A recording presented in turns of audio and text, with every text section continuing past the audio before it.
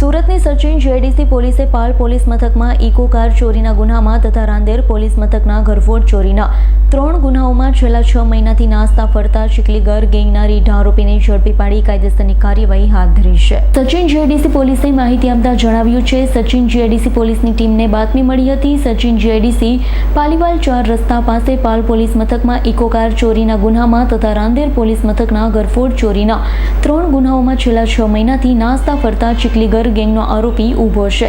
પોલીસે તપાસ કરી આરોપી બોબીસિંહ ઘુઘરુસિંહ ઉર્ફે બચ્ચનસિંહ તિલપિતિયા ચીખલીગરને ઝડપી પાડ્યો। પકડાયેલ આરોપી વિરુદ્ધ સુરતના પાલ પોલીસ મથકમાં 1 ગુનો અને રાંદેર પોલીસ મથકમાં 2 ગુના નોંધાયા। પકડાયેલ આરોપી ગુનાહિત ઇતિહાસ ધરાવે છે। આરોપી વિરુદ્ધ પલસાણા પોલીસ મથકમાં 2, ડિંડોલી પોલીસ મથકમાં 2, ભેસ્તાન પોલીસ મથકમાં 5 ગુના નોંધાયા છે। Bureau report S9 news Surat.